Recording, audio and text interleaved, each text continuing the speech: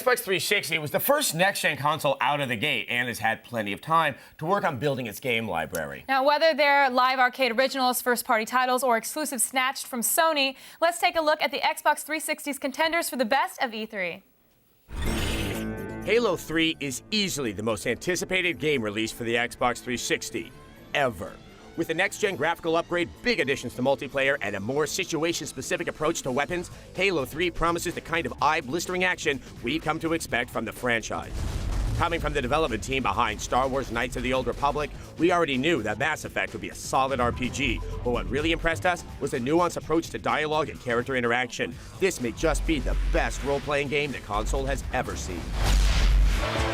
Rock and roll loves audacity, and there are few games more audacious than Rock Band. It leaves Guitar Hero and all the Karaoke Revolution games in the dust by letting you try your hand at every instrument, and it truly makes you feel like you're a god of rock. Assassin's Creed combines the parkour-style acrobatics of Prince of Persia with crowd-based stealth, and a purported sci-fi twist about which we can only speculate.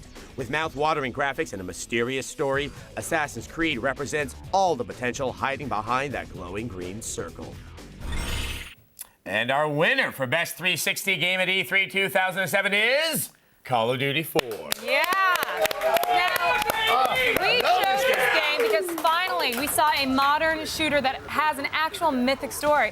Most contemporary action games are thin on emotion and seem pretty interchangeable. Now, do you think that they did a good job with, Call of Duty was back in World War II, right, and now this is modern. Do you think they did a good job of bringing those big battles into More so than I even expected them to. I actually thought, as you said, it was a very good point, that like a lot of these modern games feels like you're just kind of one little mercenary events. Yeah. The battles that you see on screen in this game have the same intensity that I was used to in Call of Duty 2, and the tracer fire. Oh, it just got my blood pumping just watching that's a good point, because Call of Duty's always been known for their intense battle scenes, and did they up the level this time? Yes. I think what helps also is the weaponry, by virtue of being in a modern era, is just that much more frightening and terrifying. And really, I really could feel my blood racing just watching someone else play the game. So. Now, another cool thing we saw is no canned animations. When you get shot in the shoulder, there's no canned death. You actually see somebody falling. Right. And what it can be sometimes a little brutal, but it really adds a level of realism that it needs. It is hard yes. and real. So there it is. Our pick for Best 360 Game of E3 2007 is Call of Duty 4.